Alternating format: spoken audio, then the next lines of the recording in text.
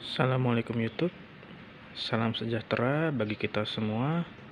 Semoga teman-teman yang menonton video ini selalu diberikan kesehatan dan kelancaran rezekinya, amin.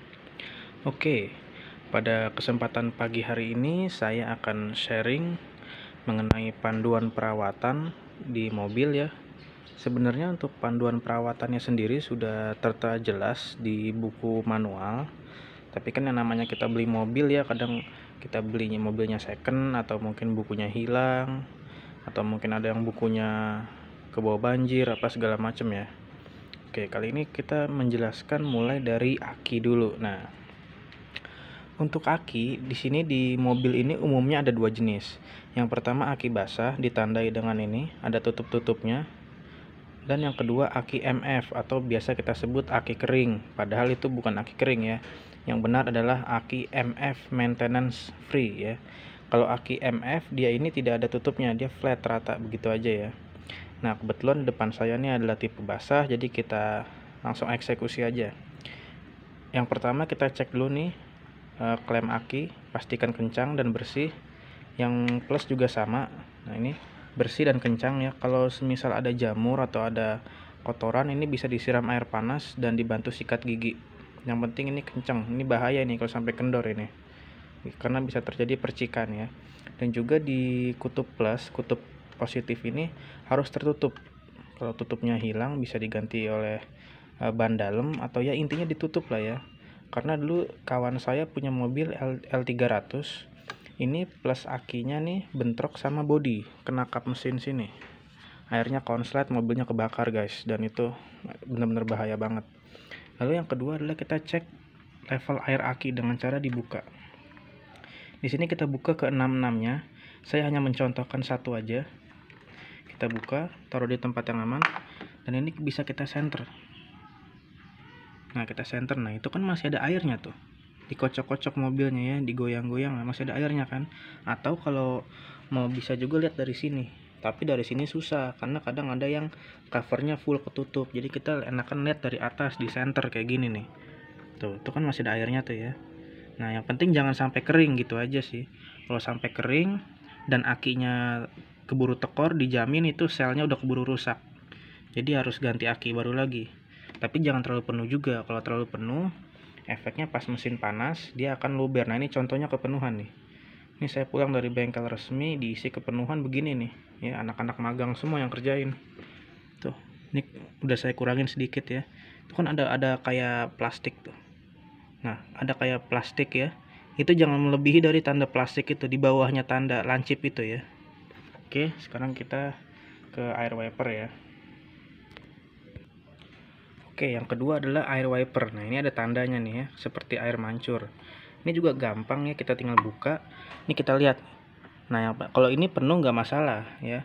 Dan juga yang penting ini jangan dicampur-campur sabun ya. Pokoknya kalau saya sih lebih mending campur air bersih aja kayak gini. Soalnya apa? Mobil-mobil sekarang itu washer wiper nih, kan namanya washer wiper ya. Dia tuh modelnya udah model yang kabut. Kalau model yang kabut itu otomatis lubangnya lebih kecil. Makanya kalau mobil sekarang itu kan semprotan air wipernya nyebar dia, kayak semprotan key spray gitu kan, seret gitu ya. Kalau mobil lama dia modelnya kayak air mancur, cerot gitu, cuman lurus ke depan. Nah, kalau mobil sekarang dikasih air sabun rawan mampet sininya nih. Apalagi motornya. Nih motor wipernya nih, dia udah model built-in. Jadi satu dinamo semprotan untuk wiper depan dan belakang, dan itu harganya mahal kalau sampai mampet guys. Oke, itu ya. Itu untuk air wiper, diisi air bersih, air aki, dicek levelnya dan jangan sampai kotor ya. Klemnya juga jangan sampai kendor. Oke, itu udah dua topik. Sekarang yang ketiga adalah filter udara. Filter air radiator guys. Untuk air radiator di sini kan kayak kita udah pasti tahu lah ya, tutupnya kan seperti ini bentuknya. Nggak jauh dari sini pasti ada reservoir atau tampungan air radiator nih, bisa dilihat di sini ya. Nah, untuk ngecek air radiator itu, tutup ini nggak usah dibuka-buka guys. Ini nggak usah dibuka-buka, biarin aja begini. Yang kita cek itu adalah reservoirnya. Ini reservoirnya ya, ada garis full atau penuh, ada garis low. Nah, kita sesuaiin aja garisnya, pasin di sini atau di tengah-tengah juga nggak ada masalah, di tengah-tengah garis ini ya. Kalau saya sih ngepasin di full aja kayak gini ya. Karena apa, ditutupnya sini ini ada karet guys. Karetnya ini kalau sering kita buka tutup lama-lama ngedol dia. Yang namanya tutup radiator kan ada katup tekan, ada katup isap ya. Jadi kalau air radiator ini berkurang, dia nyedot dari sini, dia narik air. Kalau tekanan di dalam sistem pendingin udah tinggi, dia ngebuang air. Jadi ini udah nggak usah dibuka tutup ya. Kita kontrol dari sini aja, dari reservoirnya aja. Untuk penggantian air radiator atau coolant itu standarnya di 100.000 km ya. Memang umurnya panjang karena dia long life coolant. Gak tahu deh kalau mobil teman-teman udah diisi oleh air keran gitu ya. Kalau air keran itu 3 bulan sekali wajib kuras. Lebih dari itu udah endapan semua dalamnya, udah keburu kerak semua dalamannya ya. Tapi kalau masih pakai coolant nih kayak saya nih, masih berwarna pink atau berwarna hijau, masih bawaan pabrik lah ya, itu 100.000 km baru dilakukan penggantian. Kalau kurang dari 100.000 km ya buang-buang duit aja kan gitu ya. Oke, itu untuk air radiator. Selanjutnya, nah ini minyak rem. Bukan minyak rem ya, cairan rem ya. Masa rem diminyakin kan nggak mungkin, namanya cairan rem. Nah, untuk cairan rem ini warna standar pabrik itu adalah bening, kalau nggak bening kuning bersih ya, kayak bensin premium gitu. Nah ini punya saya nih warnanya udah kayak solar, kayak minyak goreng. Nah ini minyak goreng bekas. Nah ini harusnya dilakukan penggantian. Kalau standarnya ini dilakukan setiap 40.000 km atau 2 tahun sekali, itu pasnya minyak rem diganti. Nah ini saya udah 70.000 km belum diganti ya, karena belum sempet juga, mobil online kan gitu ya, tarik mulu. Kalau minyak rem sih standarnya segitu, 2 tahun atau 40.000 sekali. Kalau mau nguras sih sebaiknya pakainya yang 1 liter ya, biar bersih. Jadi keempat rodanya tuh kena minyak rem baru semua. Cairan rem baru semua. Oke. Itu untuk cairan rem. Lanjut adalah oli mesin. Nah, untuk oli mesin ini standar dari dealer itu adalah 10.000 km. Nah itu untuk standar pabrik. Tapi kalau yang pakainya kayak saya nih, dipakai buat taksi online, tiap hari kena macet gitu kan, nunggu customer, nunggu penumpang gitu kan, mesin hidup terus. Nah itu udah nggak bisa lagi pakai patokan 10.000 km ya. Sekarang kita turunkan jadi 5.000 km atau 3 bulan sekali ya. Untuk yang kerja berat seperti mobil saya ini, kalau dipakainya santai cuman setiap bulan atau tiap minggu dipanasin, itu 10.000 km atau 6 bulan sekali ya. Itu untuk oli mesin. Nah untuk penggantian filter oli itu setiap 2 kali penggantian oli mesin. Kalau gantinya tiap 5.000 kilo kayak mobil saya ini. Kalau sobat-sobat gantinya tiap 10.000 km atau 6 bulan, itu tiap 1 kali ganti oli, 1 kali juga ganti filter oli gitu aja ya. Itu untuk urusan oli mesin. Nah sekarang kita ke filter udara, kita buka dulu filter udaranya. Nah ini untuk filter udara. Nah filter udara ini standar pemakaiannya adalah 40.000 km atau 2 tahun sekali. Ini filter udaranya nih ya, ini masih terbilang bersih. Ini saya juga baru ganti ori nih.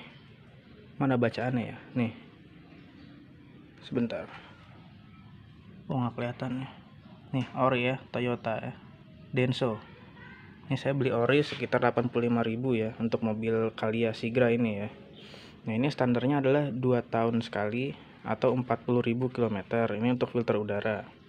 Selanjutnya adalah untuk oli persneling di bawah sana.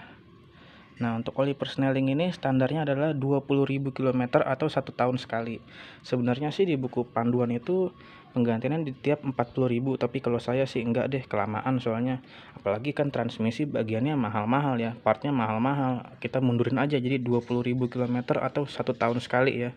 Mengingat kerjanya juga berat kan gitu untuk transmisi manual. Untuk transmisi otomatis itu kita penggantian di 40.000 km atau 2 tahun sekali. Nah untuk oli matic juga ada tipe-tipenya ya, ada yang Dexron 2, Dexron 3, ada yang ATF T4, macam-macam. Sebenarnya di buku manual itu untuk matic 80.000 km baru dilakukan penggantian, tapi kalau saya sih enggak deh, kelamaan ya. 40.000 km udah kita ganti aja langsung gitu ya. Oke itu semua. Oh iya, sama yang mobil penggerak roda belakang kayak Avanza, APP, Rasterios, untuk penggantian oli gardannya juga sama, dibarengin dengan oli persneling ya, 20.000 km itu untuk oli gardannya. Cuman karena mobil penggerak depan kita nggak pakai oli gardan, kita pakai oli persneling aja ya, dia udah nyatu di dalam gardannya, jadi ya udah tetap sama 20.000 km. Oke, ini aki udah, wiper udah, ini udah, cairan rem udah. Oh iya, selanjutnya untuk tune up itu seperti pembersihan throttle body gitu-gitu ya. Terus untuk pembersihan busi, nah itu disarankan 20.000 km ya, atau 2 tahun sekali. Itu untuk pembersihan tune up ya, tipis-tipis lah ya, throttle body gitu-gitu ya, pembersihan MAF sensor itu 20.000 km. Selanjutnya adalah untuk busi. Nah, untuk busi mobil-mobil lama kayak Avanza lama, APV lama, terus R3 lama, itu penggantiannya adalah 20.000 km. Itu standarnya. Cuman kalau mobil-mobil sekarang kayak Avanza Grand New, terus kayak Great New Xenia, Calya, Sigra, itu penggantiannya adalah 100.000 km untuk businya. Karena busi bawaan pabrik ini dia sudah iridium ya, jadi penggantiannya nggak perlu sesering busi-busi standar. Dia 100.000 km nih untuk umurnya gitu ya. Oke, selanjutnya kita cek kipas nih, motor kipas ya. Untuk mobil-mobil penggerak depan itu kan nggak mungkin dong kipasnya dipakai putaran mesin kayak Kijang ya. Dia pasti pakai elektrik kayak gini. Nah, ini untuk saya nih, ini udah mulai oblak ini fan-nya nih, baling-balingnya kita kocak-kocak nih, bearingnya udah mulai mau kena, cuman saya masih nabung belum diganti. Nah, untuk umur fan motor ini rata-rata 90.000 km ya. Ya bisa dibilang hampir 3 tahun lah nih mobil baru minta jajan fan motor gitu. Tapi wajarnya sih sekitar 100 ribuan lah, atau 90.000 tuh biasanya udah minta ganti dia untuk fan motor ini gitu ya.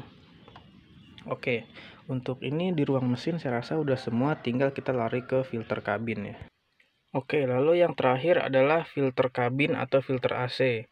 Untuk filter AC ini standarnya adalah 10.000 km ya, atau 6 bulan sekali. Nah, ini wajib nih, jangan diabaikan. Yang namanya udara dari AC kan kita hirup ya, kita berada di mobil, di kabin, harus udara yang bersih ya. Ini saya umurnya baru berapa? Baru 2 bulan lah udah seperti ini gitu kan. Gimana 6 bulan gitu kan. Ini karena saya juga mobil online, sering narik gitu kan. Ini belum apa-apa udah kotor seperti ini.